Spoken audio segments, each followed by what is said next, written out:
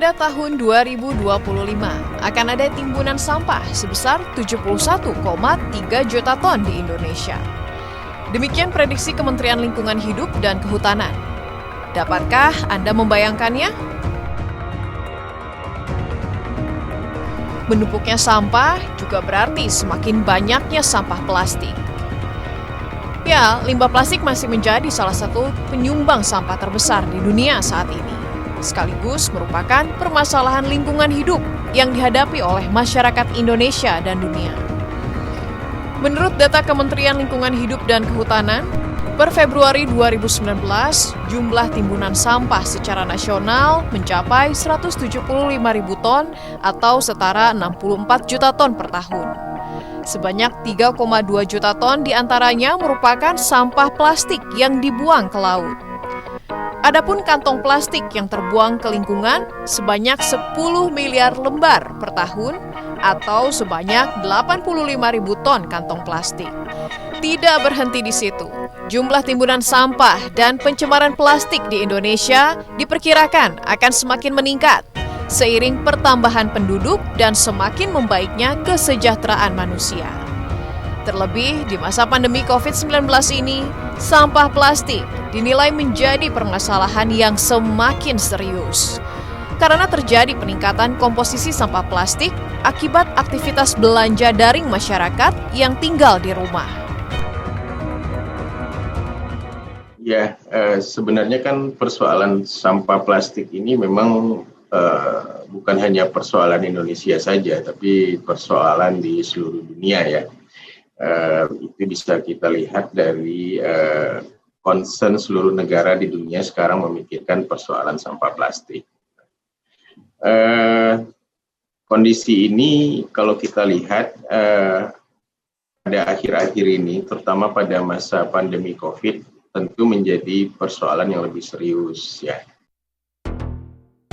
Sampah plastik membawa dampak negatif yang luar biasa bagi manusia dan lingkungan. Kualitas lingkungan hidup sudah tentu akan terancam. Polusi tentu saja akan semakin meningkat.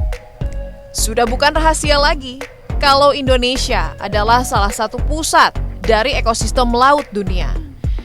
Perairan Indonesia merupakan rumah dari 76% spesies karang, hutan bakau, dan padang lamun. Berbagai spesies perikanan tentu akan terganggu dengan adanya sampah plastik.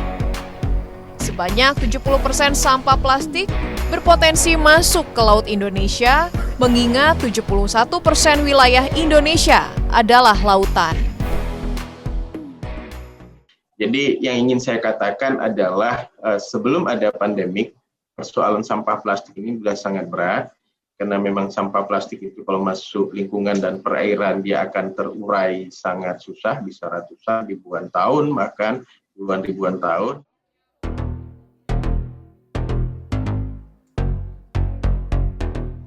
Selain dampak lingkungan, sampah plastik juga berisiko menekan kegiatan perekonomian Indonesia.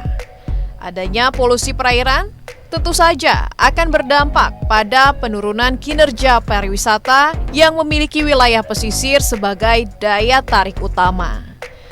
Kala potensi pariwisata tidak dapat digarap dengan baik akibat hambatan faktor polusi, laju pertumbuhan ekonomi pun semakin sulit untuk diangkat.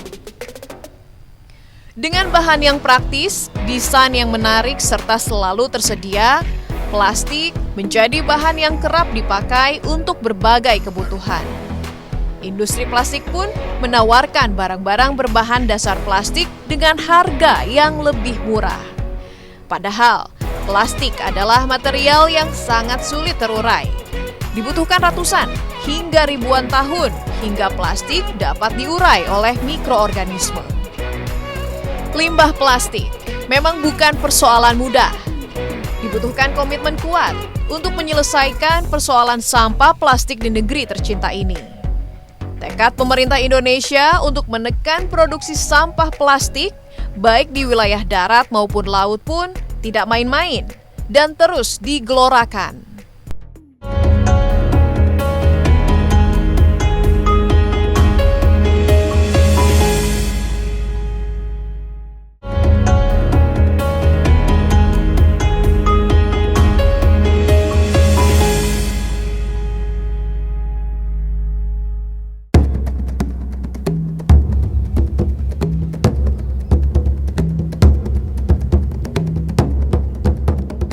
Pemerintah telah melakukan berbagai upaya pengendalian sampah.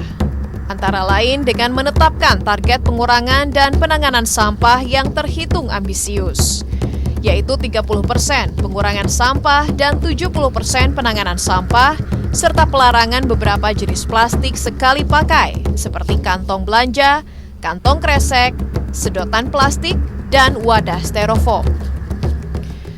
Dari segi bisnis, Kementerian Lingkungan Hidup dan Kehutanan telah membuat skema pengurangan sampah produsen selama 10 tahun yang termuat dalam Peraturan Menteri LHK Nomor 75 Tahun 2019. Target pengurangan dan penanganan sampah nasional ini tertuang dalam Peraturan Presiden Nomor 97 Tahun 2017 tentang kebijakan dan strategi nasional pengelolaan sampah rumah tangga dan sampah sejenis sampah rumah tangga. Oleh karena itu, diharapkan masyarakat bisa memanfaatkan bank sampah dan industri daur ulang yang bisa mengolah sampah daur ulang untuk menambah nilai sampah. Selain itu, yang tak kalah penting, pemerintah mendorong masyarakat untuk mengubah perilaku, seperti memilah sampah agar bisa diserap oleh industri daur ulang, sehingga sampah-sampah yang bisa didaur ulang tidak tercampur dengan sampah yang mudah membusuk. Kemudian mengurangi penggunaan kantong plastik. Ya, tapi saya ingin katakan bahwa ada berbagai hal positif yang sangat kita bisa catat, itu sebuah kemajuan dan modal sosial kita sebagai negara. Jadi Indonesia ini ada kekuatan partisipasi publiknya yang sudah sangat kuat gitu ya. Jadi kalau angka saya di Desember 2019, statistik yang saya punya, itu memang terjadi peningkatan angka pengurangan sampah. Artinya kalau angka pengurangan sampah artinya adalah kekuatan dari partisipasi publik. Jadi gerakan-gerakan masyarakat seperti bank sampah, gerakan komunitas, gerakan minim sampah, TPS 3R, komunitas-komunitas, social entrepreneur itu berkembang dengan baik ya.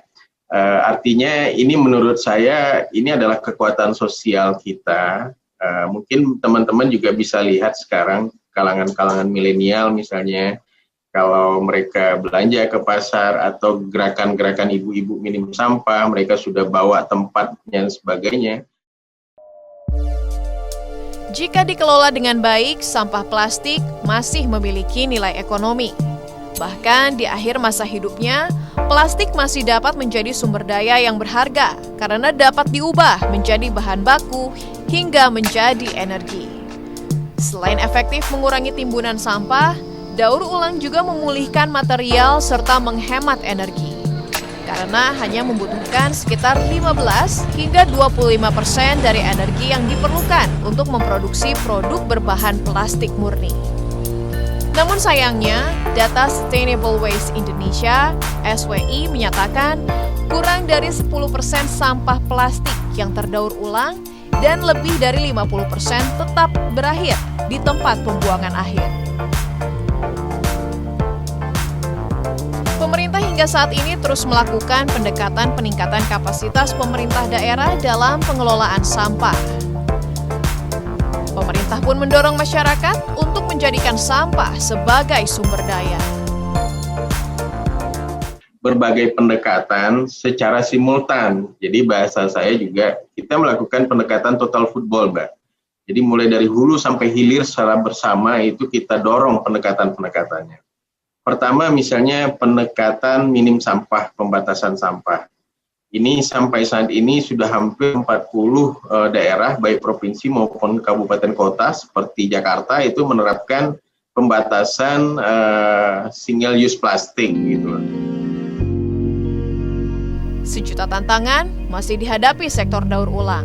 Mulai keterbatasan investasi pada perlengkapan canggih, pasar bahan plastik daur ulang yang dinilai masih menjadi produk dengan kualitas rendah, hingga sampah yang tak terpilih dari sumbernya sehingga biaya pemilahan dan pembersihan menjadi mahal dan bergantung pada sektor informal yang kurang efisien.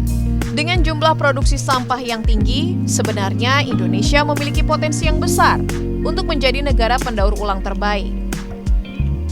Seperti yang diketahui, daur ulang sampah plastik memiliki efek yang signifikan tidak hanya bagi lingkungan, namun juga dapat menggerakkan perekonomian masyarakat karena rantai produksinya yang melibatkan banyak pihak. Namun untuk melangkah ke sana, tentu masyarakat Indonesia harus lebih dulu membiasakan diri memilah sampah dari sumbernya serta bersahabat dengan konsep serta penerapan daur ulang. Pengurangan penggunaan kantong plastik adalah salah satu upaya pemerintah memerangi permasalahan sampah plastik. Beberapa pemerintah daerah di Indonesia pun telah memulai pelarangan penggunaan kantong plastik. Kota Banjarmasin menjadi kota pertama yang menerapkan kebijakan penggunaan kantong plastik pada 1 Juni 2016 lalu.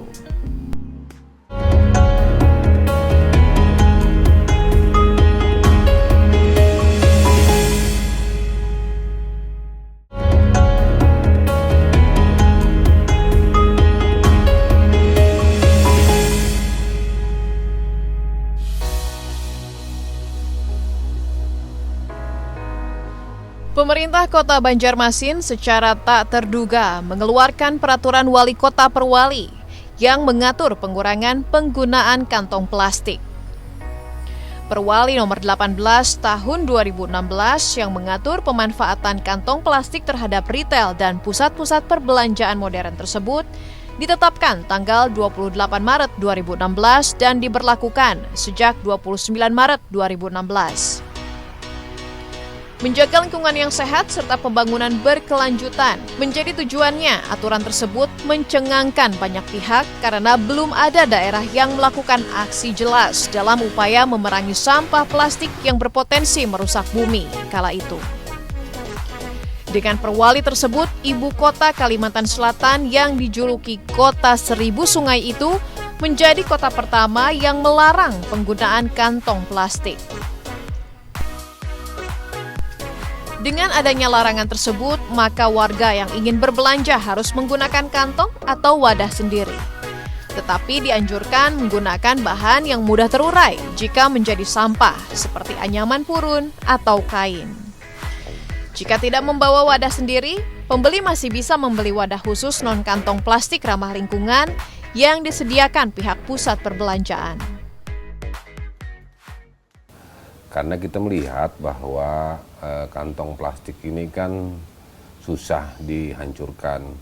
Nah, makanya oleh sebab itu kami membuat perwali.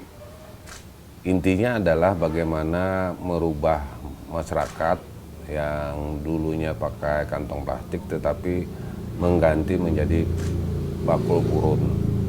Nah, kami sudah direnta-rental dan sudah juga masuk ke pasar-pasar. Tetapi masih ada lah sebagian yang di pasar-pasar itu masih menggunakan kantong plastik.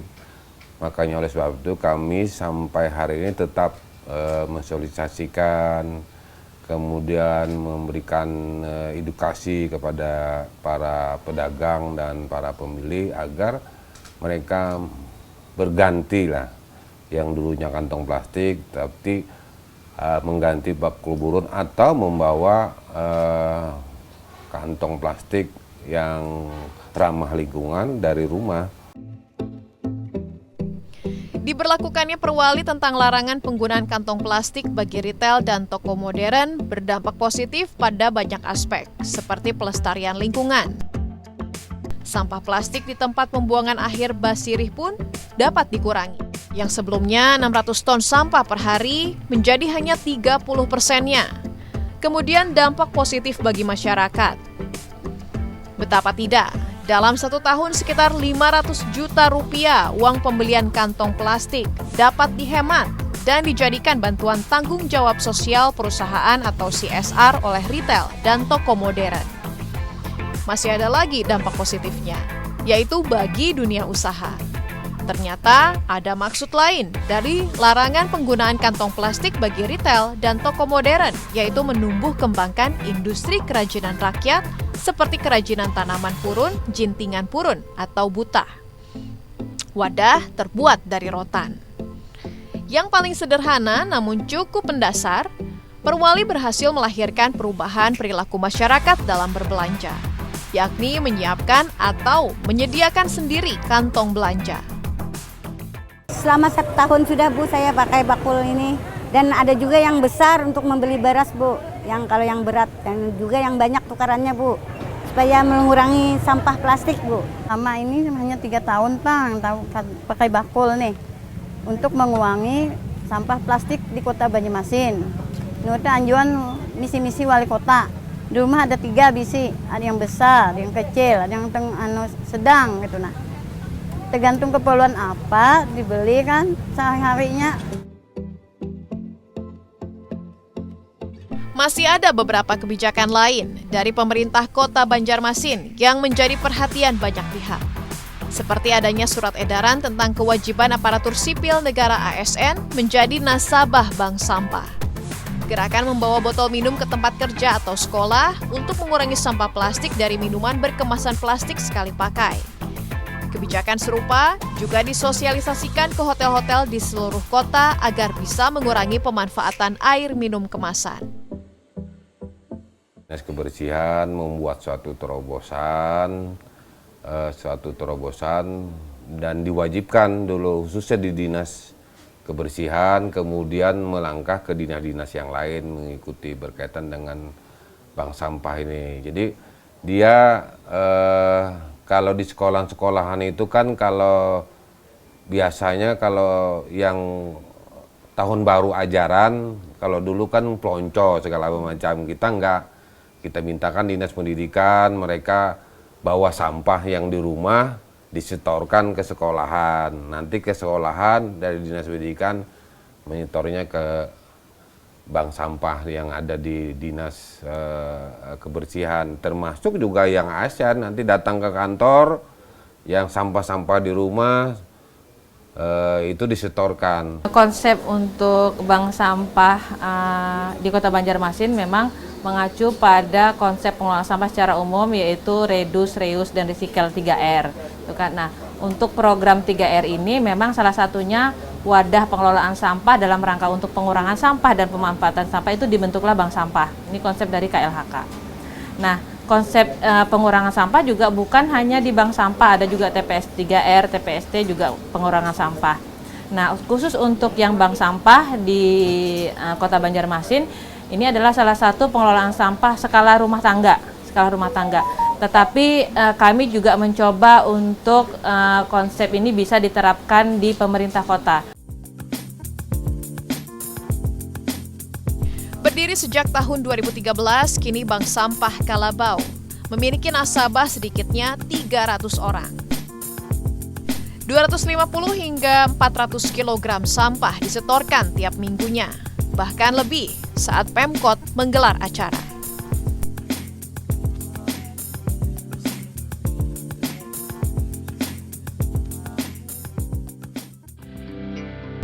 Tak hanya mengembangkan konsep bank sampah, Pemkot Banjarmasin juga mengembangkan konsep pusat daur ulang yang dimulai dari skala rumah tangga.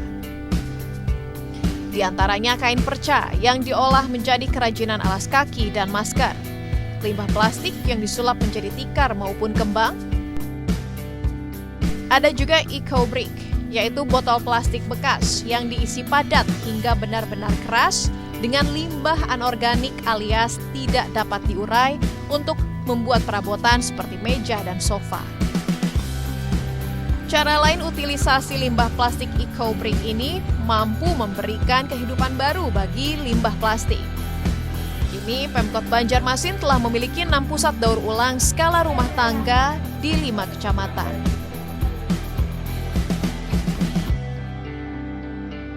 Komposisi sampah di Kota Banjarmasin yang setengahnya merupakan sampah organik mendorong masyarakat tak saja mengolahnya menjadi kompos, tapi juga enzim kompos, yaitu sampah organik yang berasal dari dapur seperti kulit buah dan sayuran diolah menjadi cairan pembersih serbaguna setelah difermentasikan selama 3 bulan.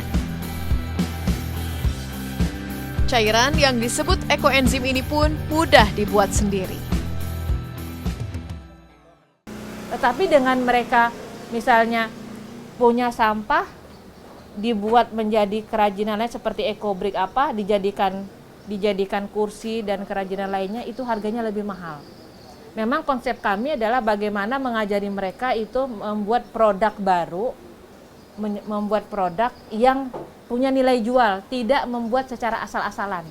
Jadi bukan hanya sekedar untuk misalnya, oh saya suka buat ini, saya dengan cara saya ini, tetapi kami pengen mereka bisa membuat yang punya nilai jual, artinya membuat itu yang bagus, yang standar gitu kan. Artinya buat kursi ya memang bisa diduduki, bisa dengan awet gitu kan. Terus bagus, menarik, estetikanya bagus gitu kan. Dan harganya juga alhamdulillah sekarang kurang lebih harganya bisa sekitar satu set itu bisa sekitar 400 sampai 650 satu set kursi ekobrik. Kota Banjarmasin merupakan salah satu dari sekian banyak kota di Indonesia yang menerapkan diet kantong plastik. Namun, baru Kota Banjarmasin yang benar-benar melarang penggunaan kantong plastik secara cepat. Ya, Kota Banjarmasin dinilai telah berhasil mengurangi sampah plastik hingga menerima apresiasi dari luar negeri. Berkat keberhasilan tersebut, Pemkot Banjarmasin mendapatkan insentif dari Kementerian Keuangan sebesar 9,5 miliar rupiah pada tahun 2019. Dana tersebut pun dimanfaatkan untuk peningkatan program kesehatan masyarakat, peningkatan anggaran pengelolaan sungai yang dibagi ke beberapa dinas terkait. Tentu, Kota Banjarmasin tidak berpuas diri. Pengurangan penggunaan kantong plastik di pasar-pasar tradisional terus diupayakan, sehingga pengurangan sampah plastik menjadi lebih maksimal. Dengan demikian, Banjarmasin akan mampu mewujudkan moto Kota Baiman atau Barasih Wan Nyaman. Perilaku yang bijak saat memanfaatkan bahan plastik, memilah sampah organik dan anorganik juga infeksius dan membuangnya secara tepat, serta mendaur ulang sampah plastik, niscaya cukup untuk menyelamatkan bumi tempat kita bernaung. Mari bertindak.